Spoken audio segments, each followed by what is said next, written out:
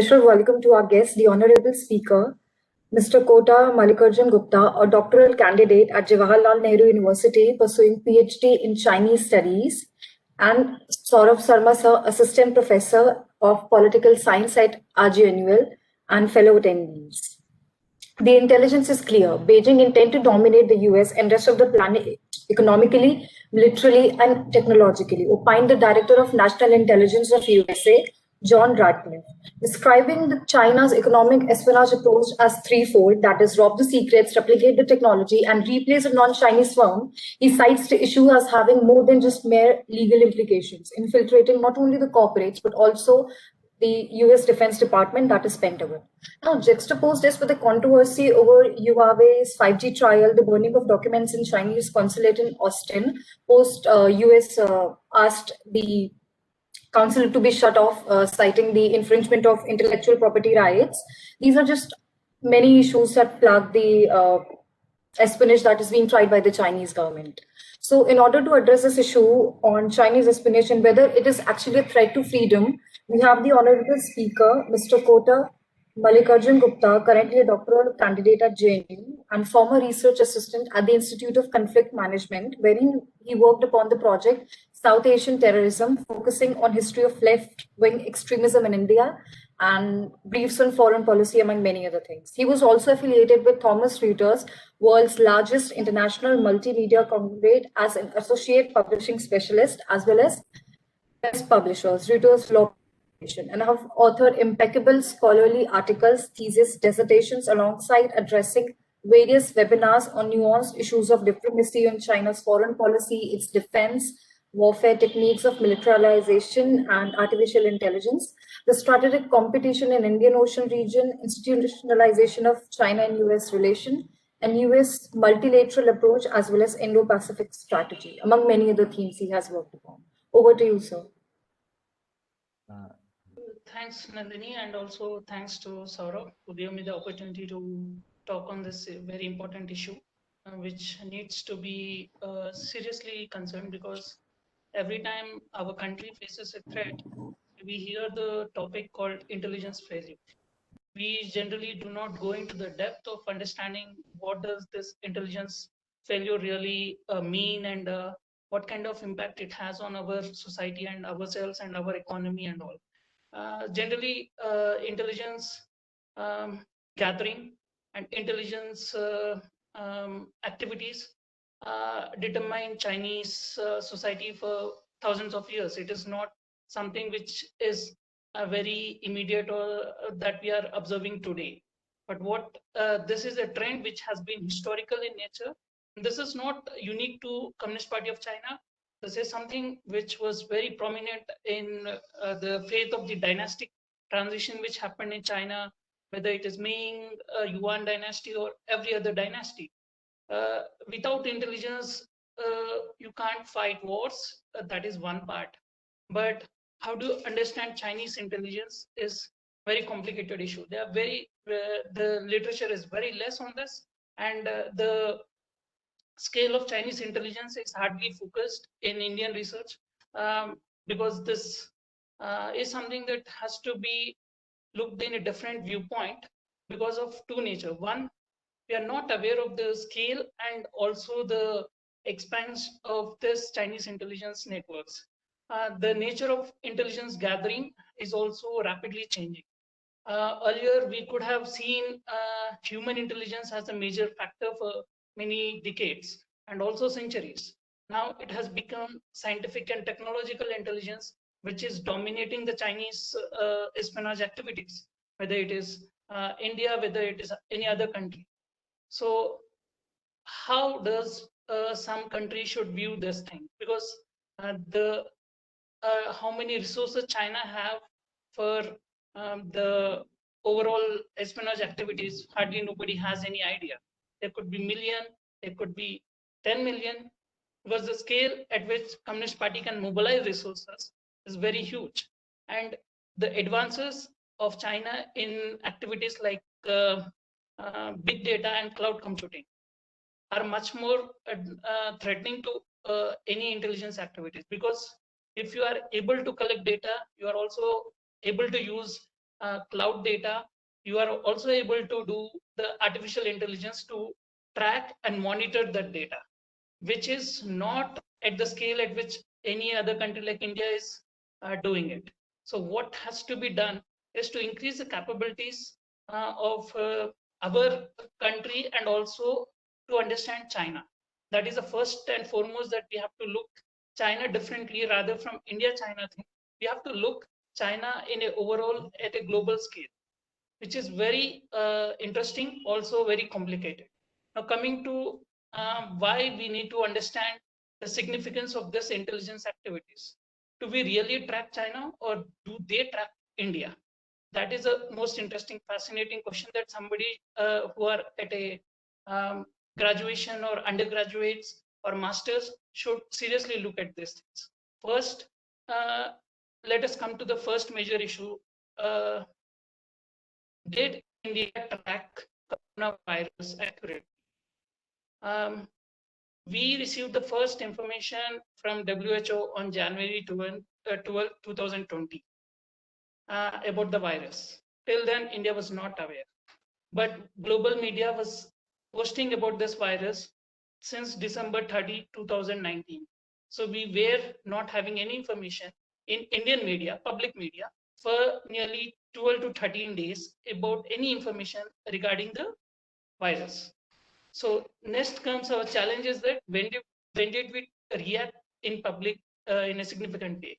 The first meeting that happened in our country regarding the virus was on January 17, 2020 by Ministry of Health, Harshvardhan ji, with some doctors at AIIMS and all those people who were involved with the virological diseases and all. So that was the first major thing that came in public. We really don't know what really happens at the higher level, but what is in public, that I can for sure, because I have tweeted about the virus on January 11, 2020, and the first death happened. The next day, India got the information about the virus from WHO. So next day, this is what is written in Wikipedia. Now also, if you go and check Wikipedia, you will find the same thing. So this is the reason we have to look Chinese intelligence very carefully, their activities, their monitoring. We really don't have the monitoring and tracking capacities of China at a scale at which they are doing it. If we go to China and look at any library, they have a huge resource on Indian books. But if you go and check any Indian library, even including JNU, you don't have any contemporary literature available on various issues in libraries, public libraries. So we don't have our information and intelligence gathering and monitoring things at place. That is first. Whereas China has huge library collections, and also they have huge pool of human resources to track this. Now coming to the significance of this intelligence. We all know about the origin of virus from Wuhan. Okay, but what we really don't know is that Wuhan was the thing where the initial revolution happened in 1911. So the toppling of Qing dynasty to a democratic thing under Sun Yat-sen, all those transition happened in Wuhan, exactly some 110 years ago. It happened because of secret societies which were present in Wuhan at that point of time. So inside China, there are so many secret societies which operate. We have no information regarding these activities. We really don't have any contacts with dissidents who are people who are suppressed and are tracked by the Chinese Communist state. So this is something that we really don't look at that information very seriously. We have to look every piece of information that comes from China very seriously, and then we have to at least analyze it. For that, we need a robust mechanism where we have human resources who may be even in colleges. So these people can be used to create some mechanisms to track China. We don't need to always look at bilateral relations, because we have Indian military scholars, we have scholars at academic levels, and think tanks who look India and China comparative. But when we look at China as a whole, we don't have any information. For example, I will tell you, we have studied about 1960, but did we have the real information that Chinese have constructed the road in Askachen for nearly 2 years? We had no information. That was the time when we had no satellites, Chinese had no satellites. But today, both of us have multiple satellites, but we are not able to track what Chinese are doing advancements in their means in our border. Even having satellites, we are not able to track. So there needs to be a review where we have to improve our intelligence. Now, generally intelligence gathering and all these things are improved at the military level, but at a civilian level, it has to be civil people who has to increase the capabilities of intelligence gathering about the other country. This is where we have to learn something from China first. So if you look, what are the sources, what are the patterns? Let us come to this Chinese Communist Party intelligence. One, if the Chinese intelligence agency, MSSA, Ministry of State Security, and there is another thing called MPSA, Ministry for Public Security. So these two ministries are primarily responsible for the intelligence and monitoring thing. What are the major activities that these intelligence agencies do? First is that they coordinate with the leadership. They have to protect the leadership. So they will not allow you to defame Xi Jinping or any other leader. That is first. Then they will never allow their top leadership to get impacted, or the regime defamation and all these things. That is one of the most important first duty. Second duty is that intelligence gathering and counterintelligence. So this is something which is very important. Now, the third part is that they would love to finish all the people who ditch them. So if somebody is a dissident and he runs away to other country, he will be killed or she will be killed. And if somebody provides you some information about China, the person may not exist. This is the other thing. The last one is communication. So what can India do with its own resources to improve this intelligence? So can we follow something that our civilians can contribute to intelligence gathering from China? Because if you see 10 years ago, China had no Facebook, no Twitter, everything was blocked. Today, Chinese bureaucracy, foreign policy, Chinese propaganda machine is very active at Twitter. They have so many Twitter accounts. But do anybody follow? We generally check our Indian news portals and create information about India and China. But if you want to read what they are saying, what are their priorities, we have to look at their propaganda. So intelligence gathering is not at one level or two levels. We can have multiple things. Chinese intelligence would have political reasons, economic reasons, industrial espionage, military technology espionage. Then you have academic thing. Then we have so-called media. We have cultural exchanges. Then we have something called friendship associations. In India, we have something called India-China Friendship Associations. Then we have ideological affinities, which are very strong. So you have an ideological thing. So the bondings. Now, in India, we really don't have this problem of overseas Chinese. So just how India have a huge overseas Indian population or NRI population, China has an overseas population.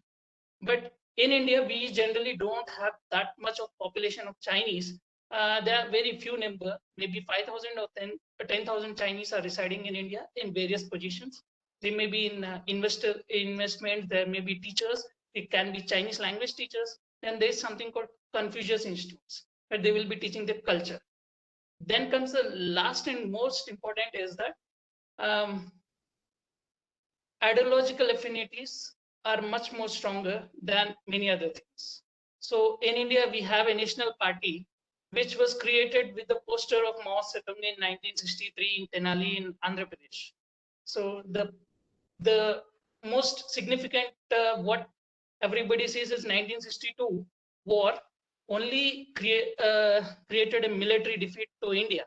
But what nobody says is it led to the partition of Communist Party of India into two. And the major reason why this splits began in Tenali Convention in Andhra Pradesh is because somebody kept a for image of Mao Zedong and they started saying Mao Zedong Zindabad. Now, that party is still a national party in India. So that's, I do not wish to name them, but that's the National Party of India. And they thought they will get something from China. They did not get anything. Then the Chinese praised the Naxal Badi revolution in 1969. So you have so many these things. Then comes your academia, very dangerous. Now we have one incident where we have a huge economic trade imbalance and all with China. Yes, agreed. Nobody is denying that part. But we generally overlook the major issue, which is why some organization which was researching on Ministry of whether India and China should have a free trade agreement for a decade. That organization, two people were researching on that particular part.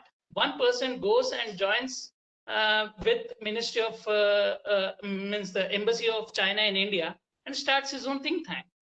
So there is a think tank which is operating in India, which was started by somebody who worked on the issue of free trade agreement between India and China. Imagine what kind of information he was giving to China very freely, that they're doing these things in public in India. So these are some major issues. So now something came up in public, some things are never said in public. Now coming to part number 2, what are the major concerns that you can discuss? See, military things, I'm not sure whether the audience can understand or not, but you have joint ventures or civil military technology. So you can use the same technology for civilians and military. So if what did China acquire from USA? A lot. Right from 1989, US stopped giving China military supplies and even many Western countries. So they do something called reverse engineering, which is very popular. But what is not said is that there's a lot of trade which goes on in the civilian arena between US and China, around $580 billion in the year 2020. So if you see in that trade, a significant amount of things that US exports are technology related. So a lot of technological innovations are being sent to China from other countries. So it's a civilian technology that generally they export. But nowadays we have something called dual use technology. This part is very dangerous. In dual use, you bring the technology for the name of civilians, but you use it for military purpose. Now, if somebody is exporting some mobile phone technology, you are doing it for military purpose. So you have telecommunication technology, you have other technology like electrical vehicle technology. You have joint ventures where the other countries are forced to invest in China, bringing their technology. China is getting the technology because they are providing at cheap labor. But how these things are happening? Because you have to understand what are the topics that are being researched at universities, whether it is your university or my university or some other university. Imagine if Chinese espionage is happening at your university, it could be on Indian legal system, maybe on some other CAA or the farm laws. If they understand what the loopholes of this legal laws or something, they can create a revolution. That is something possible. In a similar way, the cyber espionage that happens in democratic societies is different from autocratic societies. So what are the measures that we have to take? Research, even Harvard is facing music, because last year there was a professor who was arrested because of he was involved in some biochemical research, and he was arrested by US government for receiving funds from China without informing that he is receiving funds. lot of overseas Chinese across the world are working, hiding their identity associations with Chinese military. Now, if I have previous association or current association with Chinese military, I would not say that thing to the respective country whether when I apply for visa. And then I will go to that particular country. I will work on particular research. I will gather a lot of data from there, and then I will give to my country. This is something that is unique to China. And now here comes the basic aspect where China is using them. Here in West, especially in US, they have a very strong thing. And the influence is so strong. Last year, when US President Trump started calling China virus, there were 100 scholars who signed a document and said that America should not label the virus as China virus or Wuhan virus or whatever it is. And the list was in public. And till last year, no, that was only an American domestic issue. But today, couple of days ago, a Chinese foreign minister, a top diplomat, not foreign minister, state counselor, in his US address in a webcasting, said that such things improve the China-US relations. This statement came a couple of days ago. This is how top leadership views of domestic affairs. So some people said, but they were appreciated by the Chinese foreign minister at a very high level. And this is what China does even in academics. So any solidarity letter, any significant thing that China, what happens in a democratic society like US or anywhere will be happening. In a similar way, we can see where does this intelligence failures happen. So already regarding the virus, because most of us are affected by it, Donald Trump had no information till January 27. When he was talking with his national security advisor, he had no information about this virus is going to be this big and it has to be taken very seriously. And even after a month he came to India, he was saying good things about China in public in Delhi. That's the reality. And then what happened? So now there are, even on this issue, there is a huge problem. So coming to the scale and how leaders, how Chinese are so much influenced by intelligence gathering. We know our political leaders, none of them were spies and all. The major spy that we know is Ajit Doval, who is at a very senior position now. But first Prime Minister of China or Chinese Premier, Zhou Enlai, was a spy for China in France. Another major leader, Deng Xiaoping, was credited with economic reforms, was working in Renault factory in France. So the intelligence gathering, and even Zhou Enlai escaped after getting arrested. And he was repatriated to China from France for these activities, but they had no idea what Zhou Enlai will be in future. And Zhou Enlai created this entire spy network for Communist Party initially, then it became for the state apparatus. So initially it was Communist Party intelligence agencies that were built upon. Then the same model was replicated at state level. The problem with Chinese and other spy agencies are that other spy agencies really don't work for political affiliations. But Chinese spy agency is the only spy agencies which are loyal to the party. Their first preference is not really territorial integrity or something, but party stability, internal stability is a major factor in Chinese intelligence. So they will never allow anything that disturbs the internal stability. And they will never allow anybody to who goes away. Even if you see the first, after this spy agency was created in Communist Party in 1920s, one lady had given a lot of information regarding the international data of all the communist spies in France and Germany to a foreign person in Shanghai. That lady was killed, and that was broadcasted publicly. Why? Because to create fear among their cadre that nobody should go away from Communist Party. Nobody should ditch Communist Party. Otherwise, you would face the music. This is one particular aspect which is very dominant.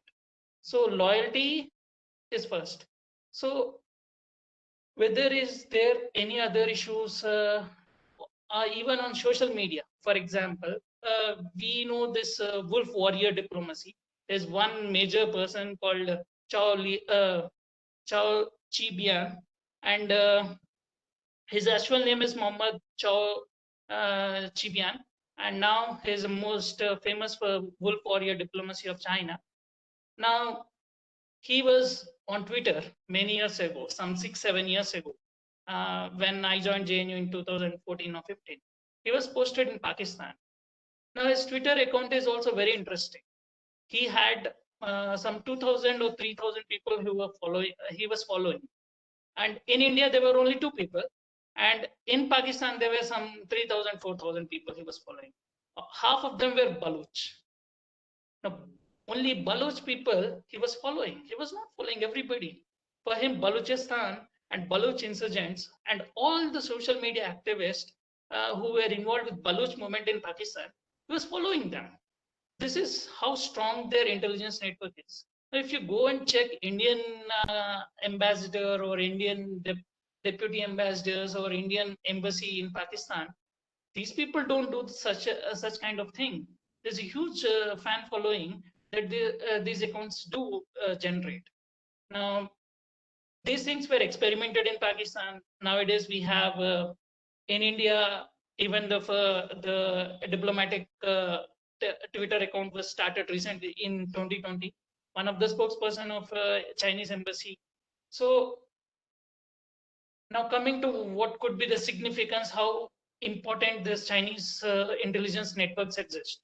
In 1995, Chinese spy was given highest civilian award from Russia. For what? Because in 1941, he gave the first information to Soviet Union that Hitler is going to attack Russia.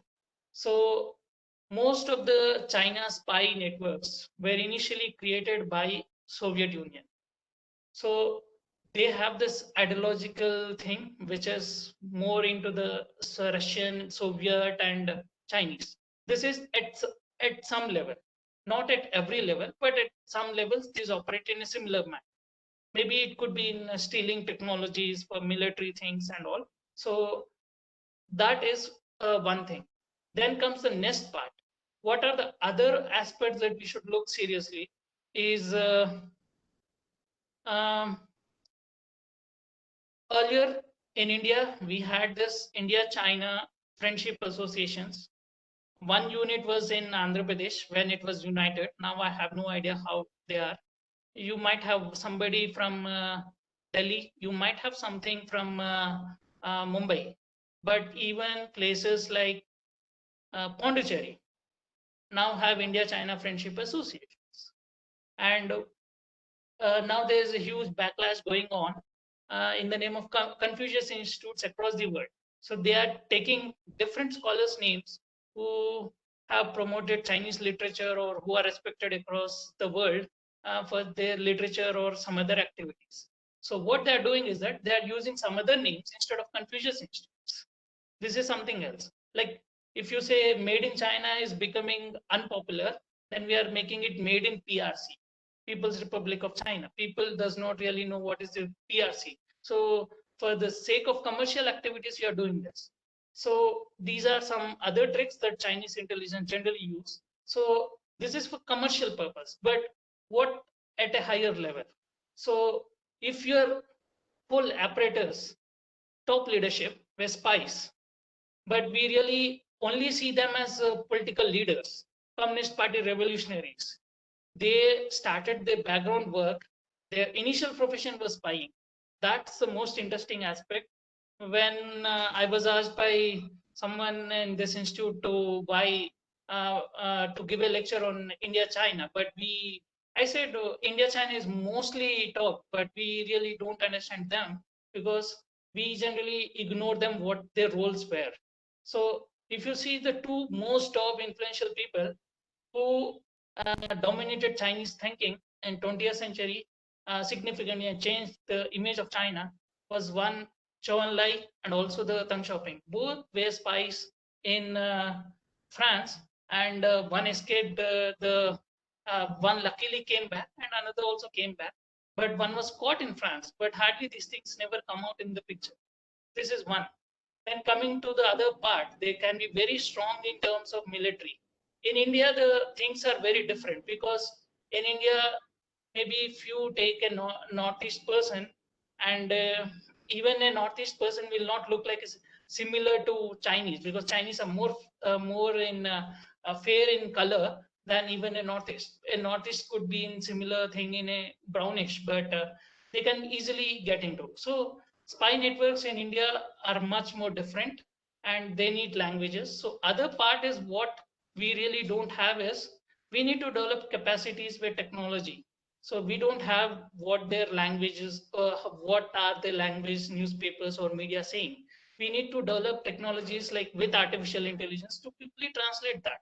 So that definitely decreases the burden of what we are trying to look into, what they are saying and what we really don't know. In a similar way, if you are looking the major issues, so there are other major activities. Um, we had collaborated with other countries for intelligence after 1962 war. So one of them was we have a satellite reconnaissance aircraft in base in Odisha. I forgot the name of the place, but it was constructed with India-US cooperation after 1962 war. This is a place from where we used to do reconnaissance of other people. So this aircraft was mostly used to travel to Tibet from Odisha, over flying over Bangladesh and all these people. So we have to really change our views how it would be able to, how we can really change the nature of intelligence gathering in India on China. That is first, because if we don't track them, we are at loss. They are not at loss. They are always tracking us because they have huge network. Imagine how many diplomatic officers we have. We have hardly 80 across the world. Last year, I heard they were increasing from 70 to 80 with 10 more embassies in Africa. But China has some diplomatic officers in 170 countries. So that's double than us. They control a lot of information. Even information comes away from African Union. They have constructed African Union headquarters, and all communications are controlled by them. A lot of information which happens in African Union building goes away to China simply because they have constructed and they have created structures for them. If you are constructing the infrastructure, they would only reap the benefits. That's how sophisticated Chinese intelligence is. Even if something is coming for as a part of aid or a free gift, there is a hidden thing involved in it. So you will come to know only after many years. This is the other part. Then why our leadership in the terms of political leadership? We have in 1962 we had a leader. In 1958, when the road was constructed in Aspachin, he had no information. In Indian Parliament, the information was delayed by a couple of years. Then in 1962, where was our top leadership when 1962 war was happening? One person went to Europe, one person was hanging out in aircraft carrier, which in not aircraft carrier, something else in Indian Ocean. So our military was not ready. Our people were not ready. There were some people at the border, but we really had our leadership missing from the front when China attacked. Now, did China really had no idea? China had the idea that there was something going on between US and Russia, Soviet Union at Cuba, and we never had this kind of approach. If some international event is happening and we can safely sleep in our homes, that is not possible. So we need a mechanism where we should be able to track the Chinese all the time. It's not one time and then we forget after a few years, we get busy our domestic issues, then we are missing something. So if you miss something like virus, then if we have blocked all our airports in January, then today we may not be in the lockdown position. So we only blocked what happened in from all the flights from East Asia in January itself, but we did not block what happened in Iran or Pakistan. Pakistan also blocked. Pakistan also stopped it. Announced their decision that it will stop all the airlines from China on January 29th last year. But they immediately revoked the decision on February 2nd or 3rd after China communicated, you don't do this. You allow the international flights to continue. And at this point of time, there was no mention of this asymptomatic virus. So everybody was waiting for the symptom to emerge and then you would get isolated. So if you don't have a symptom, you were saying, but if you go and check Xinhua news agency's report on February 3rd last year, the same date, okay? So there was a mention of Pakistan giving lot of material to China, okay? And now Pakistan had no information that there is something called asymptomatic virus. Pakistan, Iran, Italy had no information about this asymptomatic virus, and they were allowing the flights. And Iran allowed till March 9. India also had a lot of transmission of virus cases from Iran. And Iran Mahan Airlines allowed the planes between China and Iran till March 9th. Pakistan did not bring back its citizens for the simple reason. But imagine, they had no information that this is asymptomatic. So we had no information. When did we have the information about asymptomatic thing? February 22nd.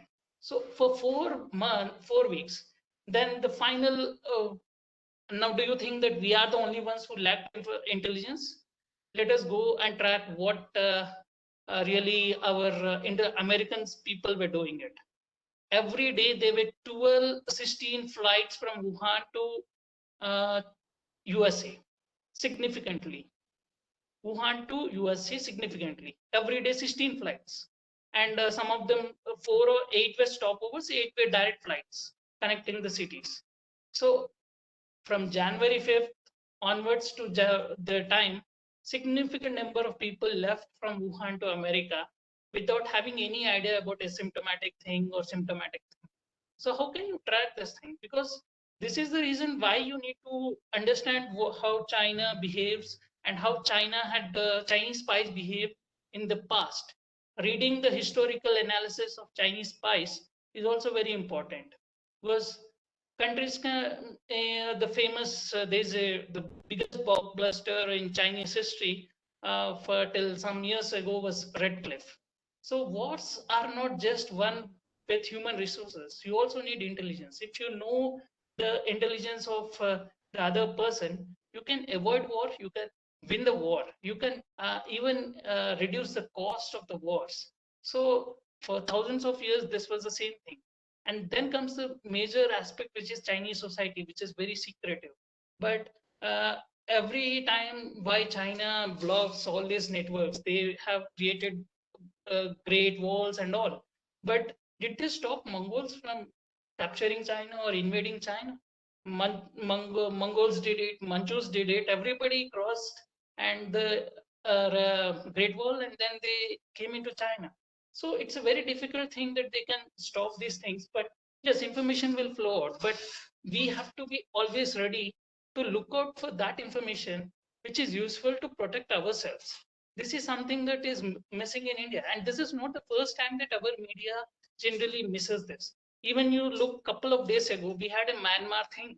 So morning 5 or 4:30 that military people have arrested Aung San Suu Kyi, and then our media started writing and keeping the news at 7:30 or 6:30. Global media was in 30 minutes range.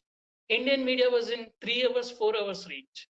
So this is the scale at which we have to change rapidly. Maybe if our newspapers start working like news agencies, then the transmission of communication will decrease. So we have very less resources in IR in terms of human resources. But what is generally missing is that we generally go with the newspapers. But if we can look at news agencies, we can track news by news agencies. They might be much faster. And generally, we have our own editorial issues in our newspapers. Like how many people are there from India posted outside as a media person?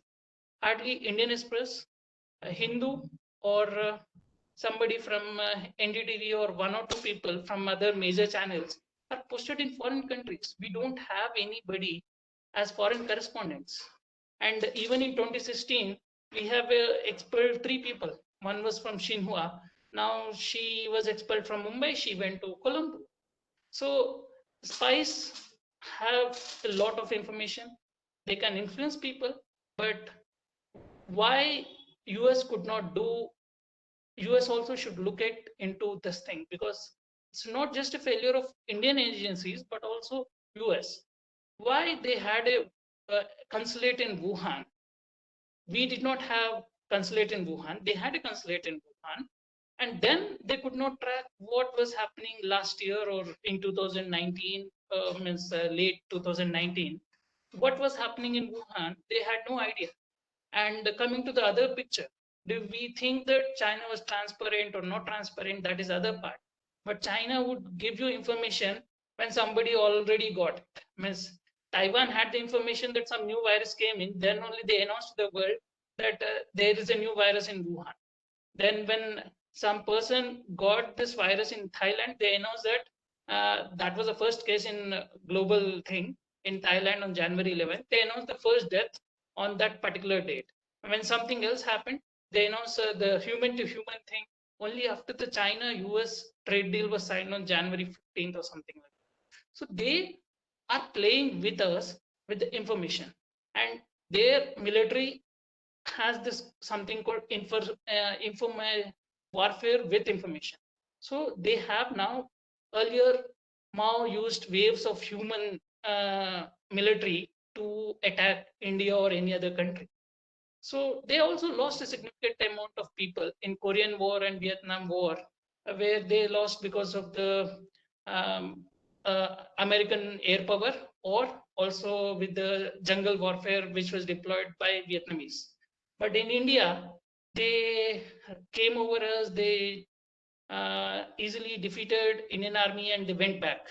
So we have to learn much more than what China has changed. And I think significantly we ignored a lot in the last 3 decades, whether it is their capacities, they have capacities to translate significant amount of material from Chinese to English. We really don't have any technology to significantly translate for our academic things.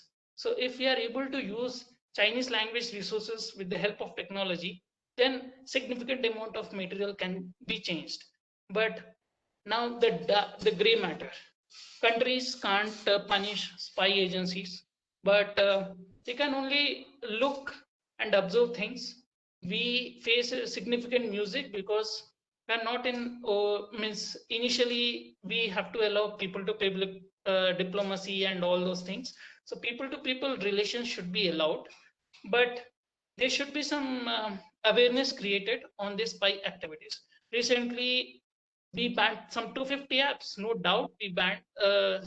Global Times says that $18 billion was a loss that was faced by ByteDance or TikTok or so, all those people. But what is the impact of this there was another issue a couple of months ago regarding the Chinese loans through apps. Now this was around $20,000, 20,000 crores in India. And how many people were involved? Hardly 3 or 4 people were the owners. The owners were Chinese or joint ventures between India and China.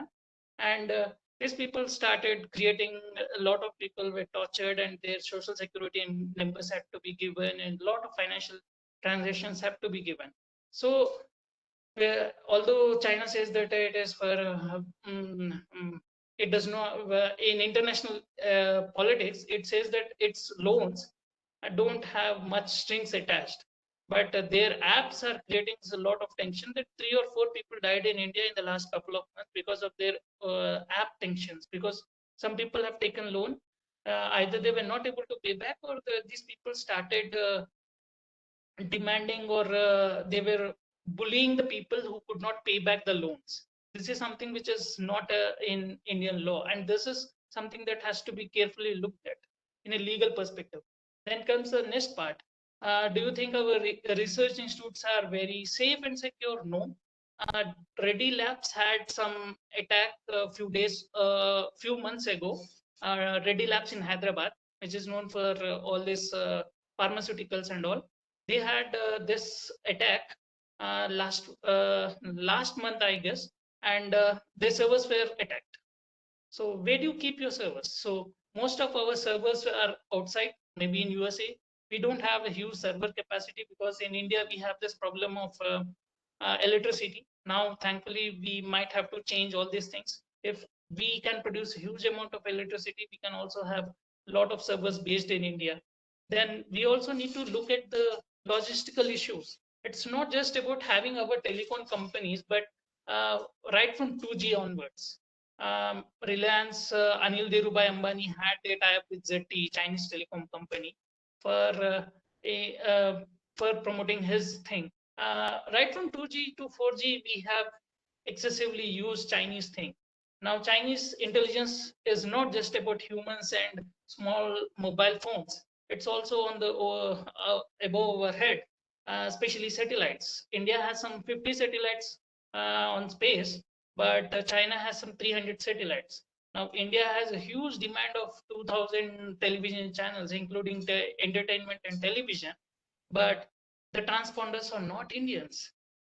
Our television and news channels are running with Chinese satellite transponders. So most of our channels are based on the satellites of China. And China has developed a technology, something called quantum satellite, which can't be hacked.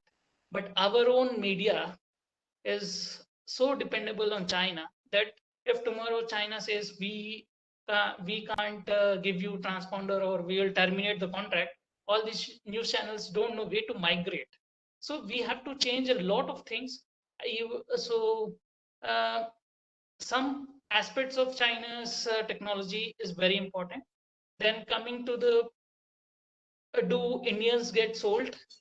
Uh, quite some people might, but Americans, there are a lot of people now. Earlier, you can have we have in a democratic society, we have variations in ideology, but when Chinese themselves claim or praise the people who were raising the banner against their own against their own society or state power or all those things, it's good, but will they allow it for their own people? That needs to be debated. And I will take questions. I end here.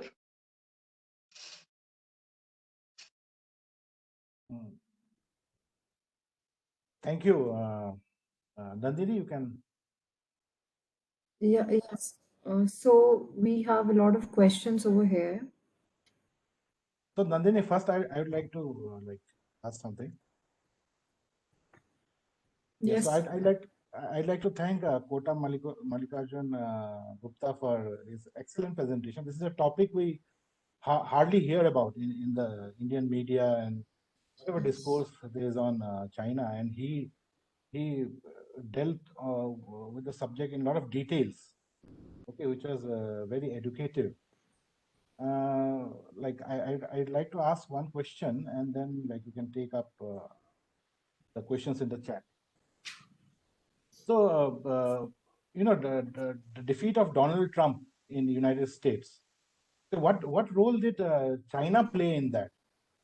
Till a couple of years ago, when in America the economy was booming, and Donald Trump was quite popular at that time. Suddenly, with this virus, the economic situation gets worse, and there's a lot of protest and so on. And then he lost the elections. Okay, so what role did China play in the defeat of Donald Trump?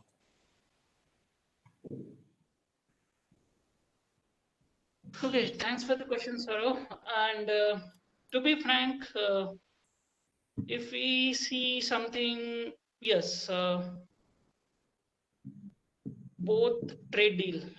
Donald Trump was so excessively focused on giving the Americans some economic benefits so that he would get a re-election. So his primary goal was trade deal, which I think Americans were looking for some concessions from China. Now in the trade deal which was signed last year on January 15th, China had promised that it would purchase $200 billion worth of US goods in the next 2 years. So every year China was purchasing something around $150 billion. Now $200 billion in 2 years is an interesting thing, which would almost double the US the chances for US exporters and all to China. So this is one aspect. And I think Donald Trump, in my view, has focused too excessively on the economic aspect of China-US relations. He ignored the other aspects of China-US. I'm not denying this fact that he promoted the China threat theory, and which, sure, even democratic people are now acknowledging that the tactics were bad, but the strategy was right. So in the last 4 decades, nobody has did the similar thing, which Donald Trump has done. So we should not look Donald Trump as something, but now you understand the other part. China was able to do this because we have to look whether Chinese people have penetrated the Democratic Party. Means what kind of role they have in Democratic Party. So 4 years ago, when I was in JNU, 15 days before the our demonetization decision in Donald Trump election, I opened People's Daily China, and generally all our media was saying that Hillary Clinton is going to become the president. Okay, it was People's Daily China cartoon which said Donald Trump is 2 steps ahead of Hillary Clinton. Now, if you see Indian media, nobody was even saying, even in JNU, American studies, no big professor was saying that Donald Trump will win. And even I had many friends in American studies, nobody was saying Hillary Clinton will win. But to be frank, even China-US had established 4 sister city relations last year. See the thing, they had so much of a problem. They have established last year 4 sister city relationships between China-US thing. So this is so huge. They have 200. That is another thing. But last year, in a turmoil year, they had 4. But significantly, Donald Trump, what I said is true. In a book, it was mentioned that Donald Trump and his NSC had a discussion on virus on January 27, 2020, after the Wuhan lockdown on January 23rd. So it was 4 days later. And then Donald Trump was asking, is that really big? I think this is the reason, only primary reason why Donald Trump lost election chances. All the unemployment was the least in the last 50 years of US history. So this is how he lost the election. And imagine the debt of public spending and all increased 30-40% in last 1 year. His 3 years of economic performance got finished in 9 months or around 9 months of virus from China. He did some good economic performance. He brought back some industries and he tried to increase the thing. And but in last 9 months, everything he lost. That is the reality. Now, why he lost is because you understand in New York, you have 12 or 15 hotels owned by Chinese. And New York was a center of coronavirus in March 2020, when India was not having so many cases, because you have significant amount of air travel, and you need to understand these people. China uses the weakness of the other countries significantly, whether it is India, whether it is USA. So I think we generally don't have what is that thing? And then there's so many debates on Donald Trump handling of China emerged only in the last 9 months after Corona thing. Before that, I don't think there was anything serious going on whether Donald Trump China policy is right or wrong. Nobody had any issues. But this policy of ignoring China is a major thing that we have to seriously look on. Yes, we Indians generally look out for people who give us more good words, but we are not generally looking out what they did. Even Obama tenure as a president had a lot of things. All the militarization that happened in South China Sea was during Obama and Trump. So this is something that we have to seriously look at. But American intelligence also failed significantly. Now they had the acquisitions that military games between 2000 and the World Military Games in 2019.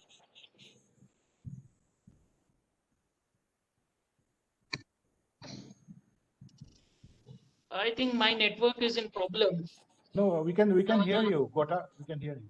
Yeah, I will reply to your question, but I just reduced my video. Okay, so shall I proceed with the question, sir? Sure. Let me ask another one.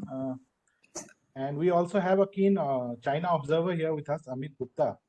So I will request him also to say something. Before that, let me ask another question.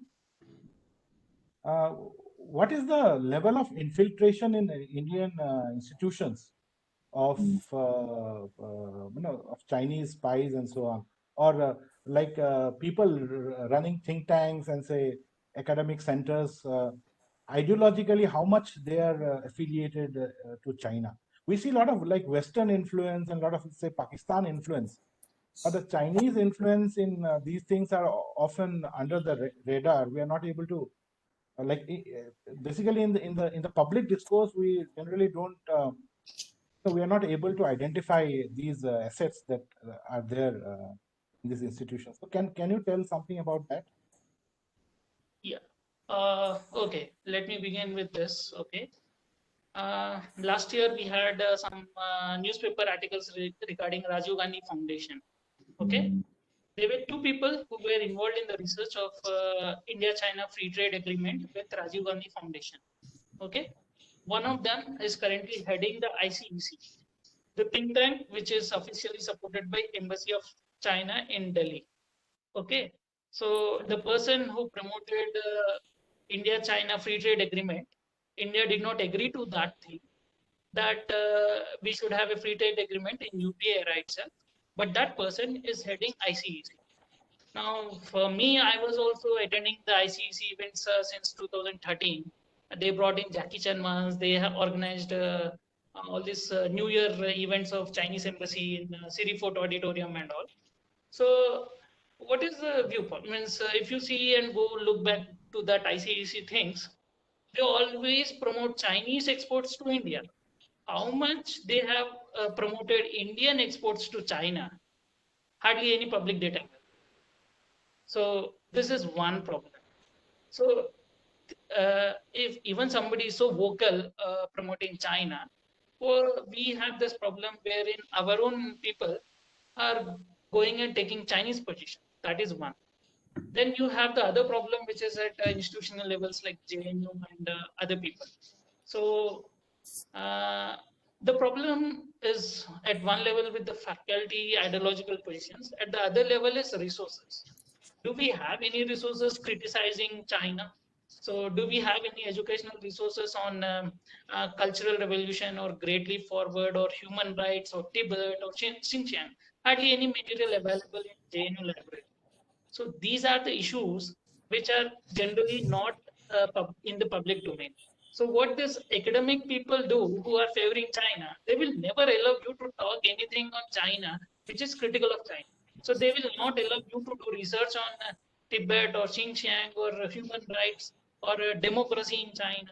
So these things are never taught to the people. They will never tell you what China's history was. So they will never tell you how brutal Chinese history is. So they will only tell you all good things about China and leave you in ambiguity. This is one another thing which happens. So why they are doing it? Are there now If you join as a scholar in your graduation or MA MPhil, we really don't have. We respect them as faculty, but when you go back and look their original identities, ideological identities, they might have some association with China. And all places are not safe to discuss China. That is the other part. So you can criticize China at some places where you don't feel threatened, but there are many places where you can't criticize China. That is a major thing. So some people don't have the courage to criticize China in front of the Chinese. That is another part. And then we really don't have people who are tracking China, because at an individual level, you have to look after your career and your monetary issues and your own social security. So am I possible in that position to criticize China? So that is another level. So and then you have very limited scholarship. So most of the people who are having this WhatsApp communication groups, okay. For example, I will tell you one of the major research think tank, which is called ICS in Delhi, Institute of Chinese Studies, funded even by MEA every year by a couple of crores. So when did they start tweeting about the virus thing? They started on January 24th. So that is 2 weeks after I started tweeting. So an institution which has 10 to 15 people, the biggest cluster in which China is being studied in India, was not even making things public about the virus till it was an international global event. Why you are not even looking at it? And generically, most of the scholars don't look at security issues, but they generally look at culture, health, and all these issues. Even they could not see this thing coming or in a bigger thing. These are limitations. And then you have the problem where language. So language studies, Chinese language, most of them are having a ideological orientation which is much closer to the Chinese Communist Party. So this needs to be seriously challenged in India. Whether you do it with the help of Taiwan or you do it with Indian scholars, this is the most problematic thing, because we might have this thing in our mind, but most of Indians who study China, like me, most of them are not aware of Chinese language. We generally don't have the expertise in Chinese language, which should be developed in the longer run. But for that, incentives have to be provided. Without any advantages or positions, this is not possible in the long run. In the long run, you need to develop significantly a lot of research away from major clusters like Delhi. So in places like, maybe if you are bringing China research from Bengal or Delhi or Kerala, you might have a ideological orientation. But if you start developing Chinese scholarship from places which are not much ideologically so much dominated by this particular trend, then you might find new kind of scholars emerging. But if you are tracking and looking only few people at some places, then it will lead to a problem. Shall we take more questions? Thank you, Kota. I'd like Amit to say something on this. And then Nandini, you can then read out the questions in the chat. Sure, sir. Okay, go ahead. Yeah, very much, Mukherjee. Wonderful here. Listen to you. You had. I have been watching China for some time, and I felt with the recent things which happened in India, with regard to protest and all these things, especially the one which happened in the Foxconn, Karnataka. So, I mean, after this, since this COVID crisis started, many countries started moving out of China, and they started moving to Southeast Asian countries or India. So China, I believe they were feeling it. So now they are sort of what I have always believed, that we have been obsessed too much with Pakistan in terms of our security threat, and we had ignored China, which is a bigger threat and long-term threat. And actually, Pakistan is is itself an extension of a Chinese threat, but which is from the other end. So, and I would not be surprised. So far, we haven't revealed any, we haven't got any information regarding the collaboration of the Pakistani intelligence agency and the Chinese intelligence agencies, their hand in India. But I would not be surprised because if they collaborate together, because remember, I know for sure about the ISI. They have got significant assets in our institutions, various institutions, right from academy, media, politicians, bureaucracy, everywhere, you name it, film industry, art and culture, everywhere. And the Chinese would not hesitate to use those assets. And somebody here put up a question regarding the BrahMos incidents, which happened. I can tell you in terms of military, which I guess I would be taking up the next one, as I had been asked by Saurabhji to talk about the Chinese military threat vis-a-vis India. Then in terms of military, I don't believe the Chinese are much of a threat for us, despite of given the size they have, because they have too many enemies. And we can easily counter them with our resources, what we have, but we are also working out on that one. So now the option which the Chinese are left with is mainly sabotage, internal sabotage, which includes a huge amount on espionage. And so that I would not be surprised if both the agencies collaborate to create. And next thing, the other thing in terms of security, I have lived in China. You know, I lived for about 18 months there. And that was in 2013-14 period. At that time, Xi Jinping had recently come to power, you know, and I was following the Chinese media over there in terms of their threat. I mean, they are obsessed with the United States for sure. And they consider United States as their #1 enemy. But if you, we have so many leverages which we can use to handle Chinese, but unfortunately we haven't done anything. Taiwan, I think we should recognize them. They have mapped their entire intelligence grid. They have the knowledge of the Chinese language because they have the same language. What I have felt that instead of sending our scholars and students to study in China, we should rather send them to Taiwan. And we can get all the information from there. But again, the only thing the Taiwanese ask us is that we should recognize them, which we haven't. And I mean, even the current government has not acted in the way it should have. Remember, after the Galwan incident, our foreign minister, who himself is a diplomat and who had lived in China, who had worked in China, he never uttered the word China.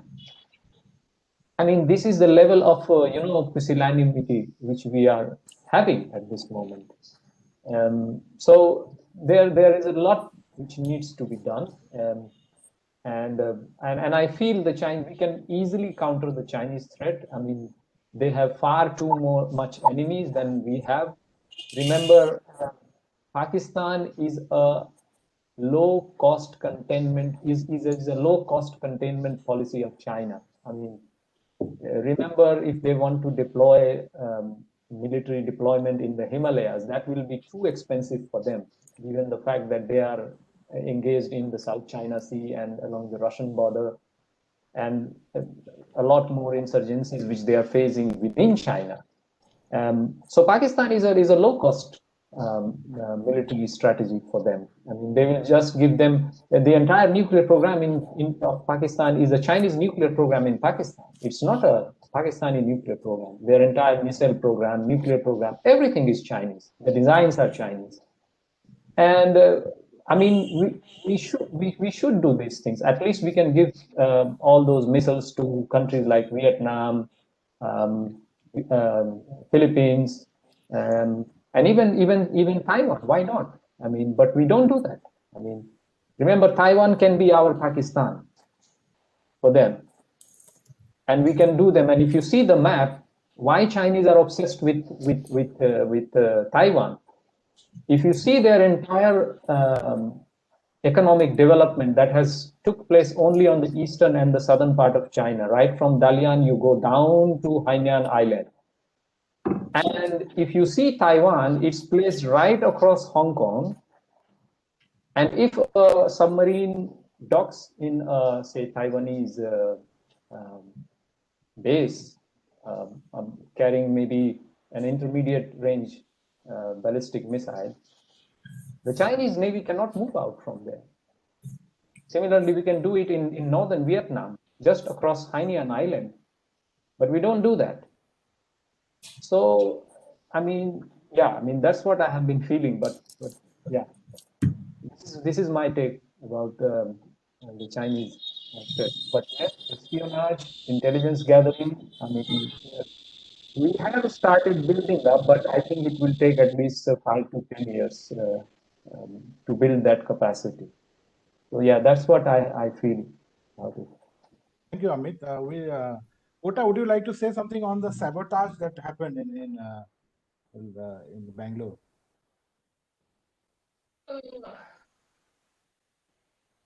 There was a sabotage even in Serum Institute.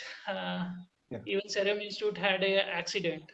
Okay, so even the Prime Minister's Twitter account or website was blocked for a couple of hours in the last 6 months. Once it happened, Prime Minister's website was also taken down. So similarly, there was another thing. Ministry of Defense was also attacked in 2018, if I remember accurately. So these are not. Even in when I was in JNU, the most number of attacks which used to emerge to JNU website was mostly from China itself, because it has the largest resource pool which happens, and hardly anybody looks into this aspect, but there was a breakdown of information in JNU itself on January 3rd to the server and all. Now imagine which university in India has the database networks to Chinese journals and all. And all the Wi-Fi networks of JNU got impacted for the crucial days. And then the violence which happened on January 5th. And when virus was growing in international media, we were distracted towards JNU and other issues. At least when the virus started. Means the first report, Hindustan Times reported on January 11, 2020. And it was in global media on December 30, 2019. You have a difference of 2 weeks here. And what was India doing? Indian media and all, we were distracted. JNU violence. In fact, we did not have even Wi-Fi in JNU for 3 or 4 days. So imagine what would the researchers feel, or what would the experts on China who were not having access to internet because of the breakdown of the communications. So was it really helpful, or was it sabotage? That also has to be looked at. Means this is something where we have to look at the role of the communist parties in India. So was it a planned sabotage and or not? Because the timing is very crucial. When virus started coming in global media, why it was not coming in Indian media? That is first. So why did we miss that till first death did not happen on January 11th? Why we were missing? So we were waiting for WHO to give. Then there is another element which hardly anybody knows. There were 500 students in Wuhan who had given a lot of information to the embassy, Indian embassy in Beijing, right from December 30, 3 or 4 Weibo accounts and all. What, who processed that information, what actions were taken, we really have no idea. Whether this information means most of the people who were in Wuhan at that point of time were in research institutes, especially in medicine, and mostly 25,000 Indians study medicine in China. There are nearly 25,000 Indians in China, mostly in fields of medicine and all. I had the initial information from Wuhan right from January 20, the videos which came up in Indian media in March and all. So if you look into these elements, there is a sabotage even in India. And you can also look why IIT Delhi removed its first research paper. It published in March 2020. So somebody published a paper and they took it back from Lancet or Nature Journal that the virus is artificially made. We don't make a comment on that, but this is something that we were not having it. Even we had, if we also waited for all other countries, major countries, to bring back their citizens from China in January. This is something hardly we could have done it much more earlier, or we did, but there were international norms and international rules and regulations which had to be followed. But can we do the same thing again in another case with China? That needs to be very, very carefully looked at, because we can't always trust the Chinese giving us information. Yes, there are concerns when Chinese give it. Imagine the kind of intelligence we have is very less. Um, we all were seeing that on January 30, the first case was reported in Kerala in Thrissur regarding the virus. But the first, that particular person came from Wuhan to Kolkata on January 23rd night. She then went to Kochi on January 24th. After 1 week, the case was detected. So we are celebrating now that virus came and detected on January 30, and Indian media does this thing. But she came to Kolkata airport from Wuhan on January 23rd itself. For 1 week, we had no information. Now, coming to the second incident, this is not just what international airport, and even regarding the Indonesian people, this is related to the Delhi congregation in a religious structure. So I was on train on March 20th. Then in the morning, when I took into the train, uh, after a couple of hours, I received a message from one of my friend who traveled in the same route 3 days before. He sent me a message that in that particular train, some people have traveled. Indonesians have traveled from Delhi to Hyderabad. Now, why some Indonesians have to travel in sleeper class thing from Delhi to Hyderabad? That was very interesting. On March 20, you have this religious thing coming up, and it became a national issue on March 31st, after 11 days. So I inquired from the police department here. We listed out some 1,400 people from two states, Andhra and Telangana. I'm not sure how many people were tracked who went to that place in Delhi. So we have our loopholes in intelligence at internal level, also at external level. Now, coming to the suggestion that what we should look into is that we have something in Ministry of Information and Broadcasting. They monitor Indian media. What is coming in Indian television, what is coming in Indian newspapers is being regularly monitored. What we don't monitor is open media of international newspapers. Now the problem is for scholars like us, South China Morning Post was the open media. Now it has become a payment. Now who has this 1,000 bucks every month to contribute to South China Morning Post to read something on China? So here the resources are needed. We can track China, but we should have resources. So now Caixin Global, all these things are paid. So if you don't have resources, and if you maybe one person can pay and others can access, this is some model which we can use to cheat the Chinese. That is another thing that we can do, because if one person pays it and he shares with 10 other people and the same username and password, we might track China in a much better way, because this is something that has to be looked seriously. Because if everybody pays just for one newspaper of China 9,000 bucks every year to read one newspaper, then who will do this Chinese studies in India?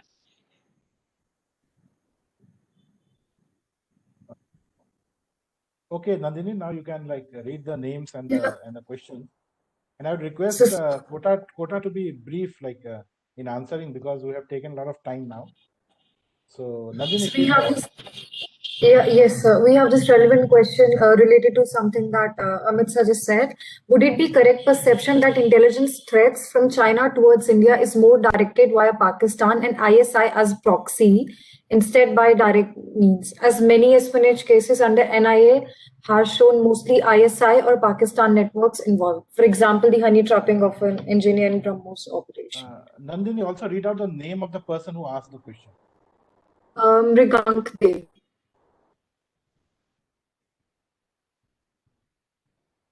China and Pakistan, yeah, China and Pakistan have a close cooperation on military and every other thing. So they would also have a lot of cooperation on the intelligence gathering. So whatever ISI does, they would definitely give to China.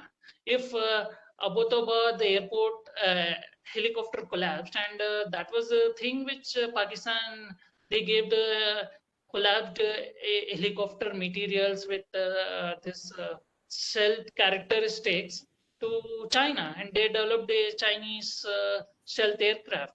So naturally, there is a very simple thing, which is China and Pakistan will collaborate on intelligence. There is nothing new that which we should be not looking seriously. So Okay. whatever Pakistan does generally goes to China. Considering that it's nearly impossible to infiltrate the Chinese network since everything is state government, how does India need to counter that? Like, does India need to focus more on cyber warfare and security?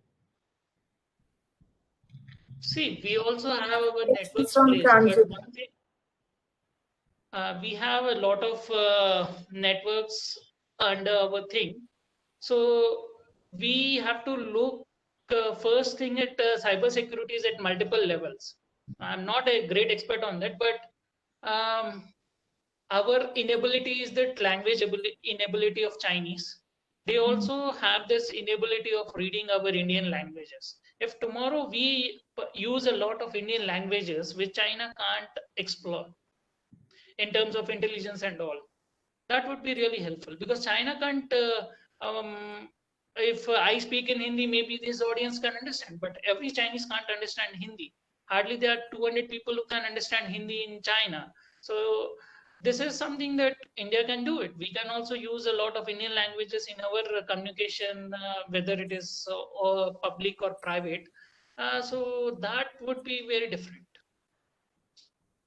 Is your comment upon Indian intelligence on the Afghan agencies, busting of Chinese racket, and then the military coup in Myanmar and Nepal, like the limitations that the Indian intelligence agency had in these cases, and how, with regard to the recent coup, first thing, second thing? Yes, continue. Yeah. So Indian intelligence, its limitations and scope with regard to the Afghanistan, busting Afghanistan racket, and then the military coup in China, the military coup in Myanmar. See, Afghanistan incident is not new because Chinese intelligence are functioning in Afghanistan right from 1979.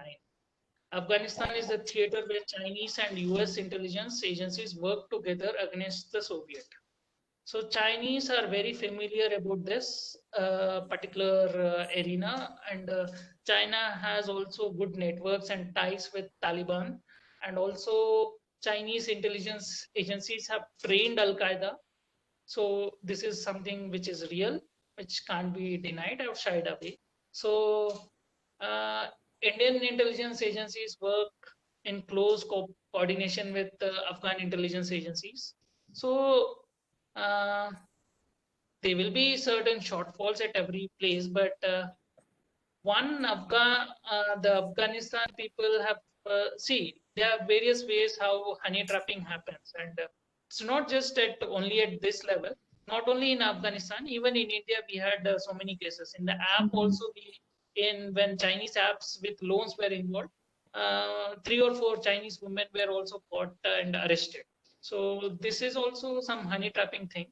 But even there was one defense journalist who was also caught taking payment and also He was also caught 5 months ago, and he was very active on Twitter, LinkedIn and Twitter. He's very popular in Twitter, and also he was very giving a lot of things. So these things are very popular, but the point is that, do we track Chinese or do we track our own people? This is a real concern, and we have to increase our capabilities. So what are the methods that we can improve our intelligence gathering? Everything is not based on human intelligence. Something is based on scientific and technological things. So my suggestion here is that if we don't excessively focus on India-China thing, then we can look at other aspects where we can track some certain parts. If maybe somebody is interested in Chinese biotechnology, they can track what advances China is doing in biotechnology. Somebody is interested in Chinese science and technology, somebody can track that. Chinese movies. Even if film star disappears, nobody has no idea. Alibaba disappeared for 3 months, we had no idea. Till the point he was not allowed. So when he misses his some TV show, then only we came to know he's missing. Till that point, we had no idea, because we are so much focused on the top leadership, we miss a lot of low-level intelligence thing, which is unavailable. Then we have our own problems where we have to do a lot of intelligence, and we have two-front war and two-front intelligence concerns. But I think China uses a lot of Pakistani intelligence in India. This is what I think. And India also has a lot of intelligence networks in Afghanistan and even in Pakistan. China is something I am not sure how much we have.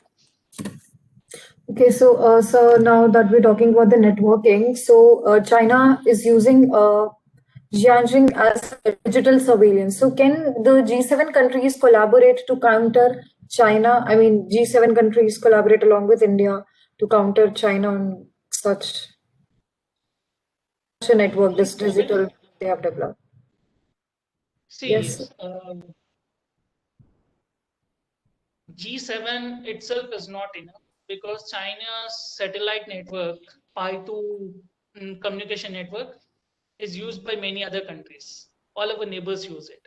So if not our neighbors, even Africans use it. So if you are staying in India, maybe you might use a network which is Indian or G7 countries. What do you do in networks which are outside, not in your under territory? Then you shut down your communication. That is something that has to be looked at.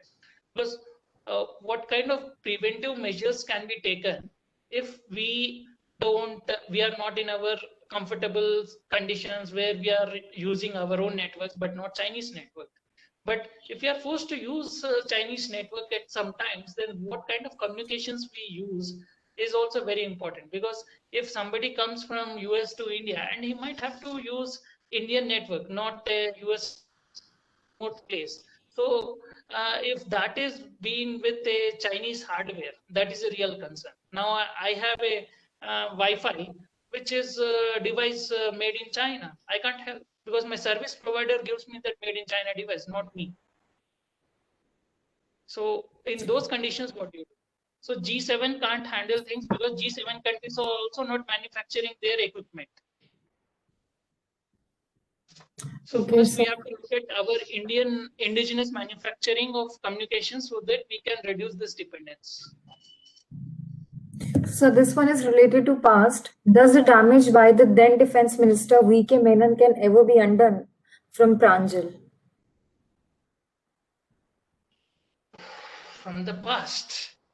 Yeah, See, I mean, past should not influence our future, but damages, yes, but the army has learned its lessons. We, after 1962, we had many institutions on China. We have built IDSA. The first JNU PhD on Chinese studies is in 1962 by BP Dutt sir. But every individual will be doing their errors in the past, but we have learned our lessons from the past, but we also should learn lessons from our present for our future. I think we should look history in an objective manner. We should also look we should not be biased from our ideological things. Sometimes we get our own ideology so much deep into the history reading, but we should also look objectively whatever the view of the past also. There are some various versions on 1962, But I think VP Menon should not determine 21st century of India. Okay, sir. And how has the signing of agreements like COMCESA and BECA with US would be helping Indian intelligence, especially in regard to They China? would be helping in the military domain, but they would be helping us in maintaining the seas and stability in the navigation and coordination between various US Army and Indian military and all. But what about the public thing? Means we can't rely just on America to safeguard our Indian territory. We have to create our own intelligence networks or information sharing networks for to reduce these threats in future. We can't always Okay. depend on USA. So China's motive behind deploying research vessels in India's exclusive economic zones and gathering of oceanographic data of the maritime region. What can be the potential motive behind that? Can you repeat the question? The potential motive of Chinese behind deploying research vessels in India's exclusive economic zones and collecting the oceanographic data of the maritime region. One, it is very much useful in naval communication, and if in case now China wants to expand its presence from Pacific to Indian Ocean, so the first thing is that when they cross the Maluka Straits, they will land up in India's exclusive economic zone. So this is where if your topographical details or all the minor geographical details are there with your intelligence or military operations or naval operations, you can function smoothly in case of emergency or war or any other thing. So some details are in public, that is not a major issue, but yes, whenever a Chinese naval submarine come and dock in Colombo or Pakistan, or they enter India's thing, or they are nearby to Indian thing, Indian Navy also responds welcome to India's exclusive economic zone, or you are in India's thing and all. So we also monitor using aircraft which we purchased from USA. But it's not for economic thing, it is for military thing. Okay, so now again we have a question related to this one. Would it be safe to say that we often confuse Chinese economic power with its military power from Pranjal? See, military and economic are both interrelated. If you don't have the economic power, how do you spare money for military? So you have many. We can just look at a poor man can't afford a CCTV camera in front of his home, and the rich people can only afford to have multiple CCTV cameras or dogs providing security to their home. So without any economic power, there is no military power. Okay, so this one is related to FDI. Recently, the government of India amended the FDI rules after foreseeing the opportunistic takeovers by the Chinese firms. So, can they create shell company from investing in our country? Like, is there a possibility of creation of shell companies? And if it, then how can it be prevented by the government of India?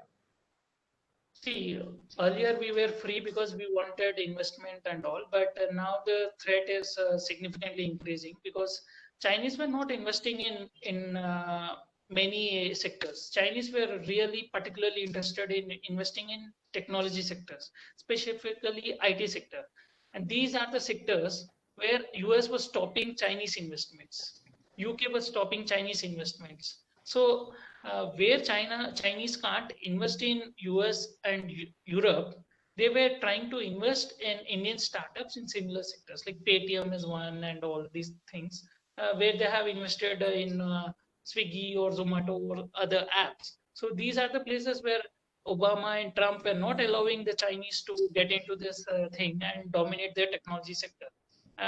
For example, you don't have Xiaomi 10 years ago. Maybe in 2009 or 2010, nobody heard Vivo, Oppo, or Xiaomi, and a lot of Redmi, Realme, all these things were not existing 10 years ago. In the last 10 years, you have so many companies from Chinese, and China had a lot of money, and they are investing back into these countries. And they are not just investing, they are also receiving a lot of money from India.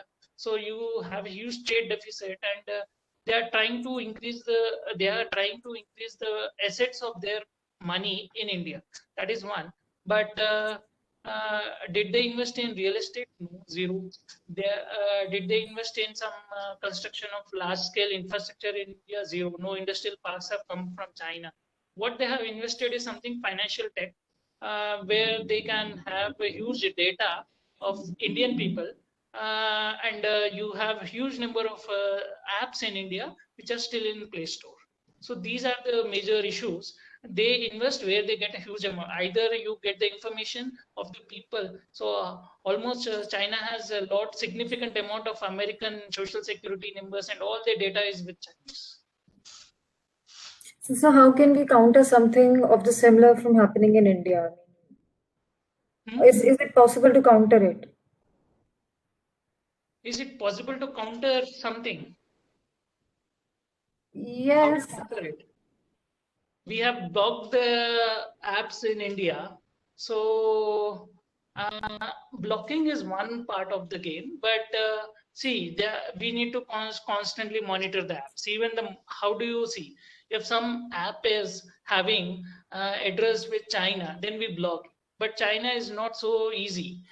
China will go and put its people in a small island in Pacific Islands and start their office and start their apps, and it will be located in some Pacific island. We don't block it, and we don't have an idea. Then they have another model, which is something called joint venture. So they will start this in America or some other place, and they will start using that particular location not to get traced or tracked. So this needs a lot of surveillance network in India, because if now I am in Hyderabad, tomorrow I will be in Bangalore. So tomorrow I am in Bangalore, I may not be a threat, and I would be allowed to function. Today I am in Hyderabad, I may be a threat to here, so I will be functioning here. So Chinese apps are also of similar nature, but we need to understand, we need to have a historical record. Like Chinese Communist Party has all databases of its people, even their healthcare index, all those things. We don't have any database of Chinese things. Means we don't have archives of Chinese newspapers also. And to track these things, we need a lot of information, and we need a lot of resources, which are very little in India. Okay, so I think we have covered all the questions from attendees. Okay. So let's wind up this session. Okay? We're already running out of time. Yeah, so I think there's a question by Vijaya Kumari. You can see here. Yes, In relation to, I think. Okay, this is in relation to Nepal. India has a close relation with Nepal. However, China tries in this relation in order to divert the international focus from COVID pandemic. Please comment. See, Nepal and India had good relations. They still have some good relations, but we need to understand the current dispensation in Nepal has a strong ideological orientation, and there were some fault lines which also involved from India, and we have to address that issue with Nepal at multiple levels. One is that how do we deal the Indian people who are very close in the border areas? That is one major issue.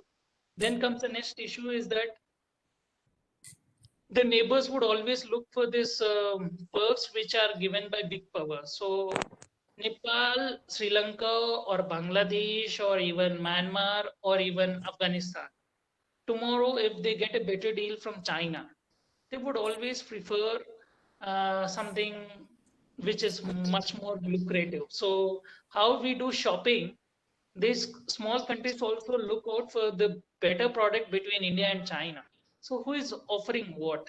Can we bail out these countries from their economic crisis or their social or political crisis all the time to influence their policies towards us? This is something, whether it is Maldives, Sri Lanka, everywhere. So every democracy has this problem where China would use its money or infrastructure projects or to counter India in the neighborhood and across the world. And this Belt and Road is only part of it. But if you see Maldives, we could counter by changing the government. Tomorrow, what Nepal would be having, we don't know the outcome of the election. So we had an outcome in Myanmar in November. We all felt that the outcome is good for India, but all of a sudden you have something which is now favoring more China, because if somebody says here, some people still say in Myanmar there is a military dictatorship. We have good ties with military, but 2021 is a 100-year centenary celebration for Communist Party of China, and Nepal losing democracy or yellow revolution ending in Myanmar is something which is positive for Chinese Communist Party to tell to its own people that look at the democracy of Nepal, Myanmar, and USA. They are facing huge crisis, so we are at a much better position. So this could be have international thing, but can we influence things at every level? Not possible, even with any tiny country. And sometimes it's good not to interfere. Sometimes it's good to interfere. But the problem of Nepal is not that we lost Nepal now, but we allowed Nepal to go towards a communist and a Maoist state a decade ago. Right from 2005, we ignored a lot of things across our neighborhood. One is Sri Lanka, one is Nepal, where we allowed some people to come into power who were against our own interest. And Nepal is a case where we have to look what role does Indian communist and Nepali communist or Maoist have in the play. So one of the major player in Nepal is a product of JNU in his student days. Now we have one in Myanmar. She studied in Delhi University. Nepal former president was a product of JNU, very influential.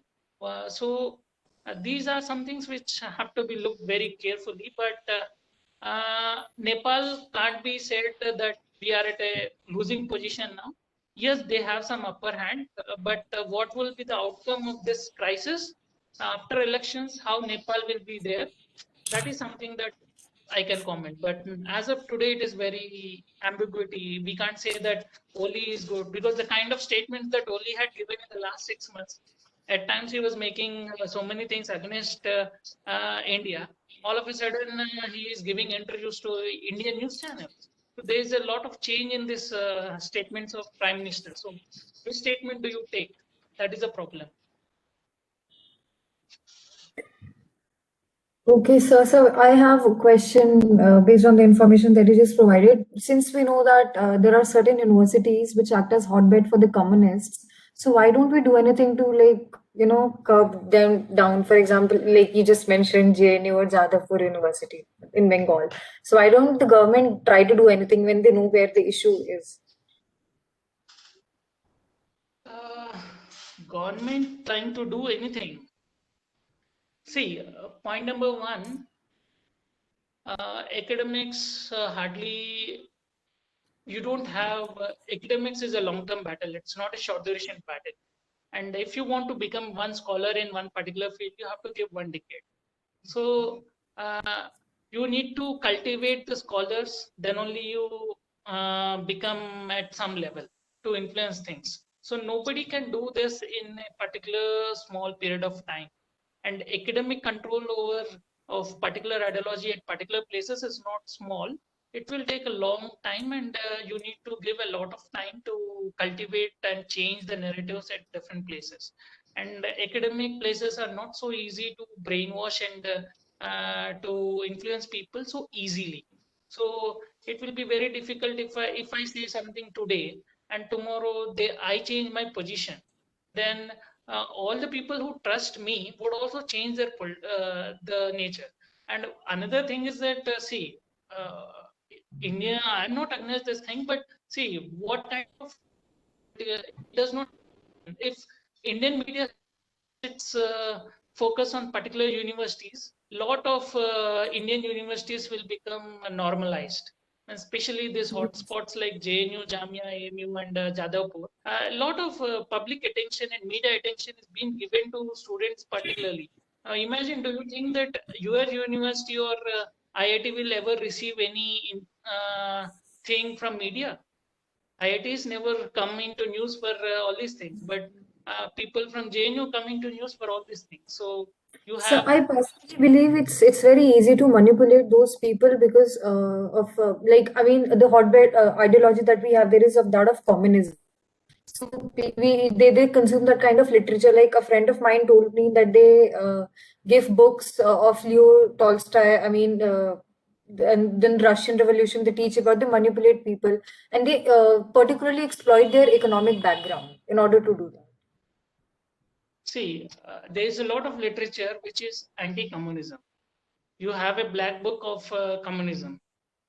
You have encyclopedias on communism, but these are not available to the people. People don't have access to it. So if you find a black book of communism, you can read all the things which are crimes or huge genocides committed by communist regimes across the world. If people know it, then you can discuss. But if you are not even having access to them, the problem lies. Now, cultural revolution is a decade long thing which had so much of crime and so much of torture. So many people were killed. But you don't find any book about cultural revolution in India. That is a problem. So if you go to America, you find Twitter accounts 50 years of cultural revolution. They started this in 2016.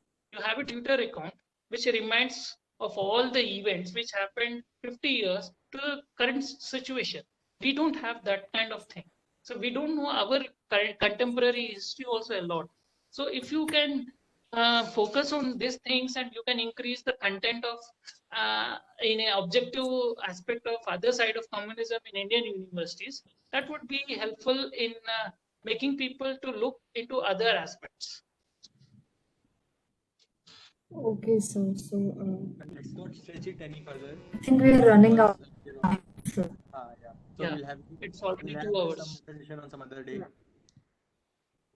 yeah, so we extend our sincere thanks for this beautiful and informative disclosure on the as Saurav sir mentioned, less talked about, especially in Indian media.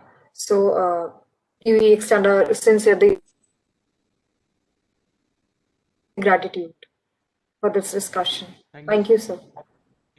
Thank you so much for touching upon issues which are very less frequently talked in public discourse, and giving a very nuanced and nuanced approach.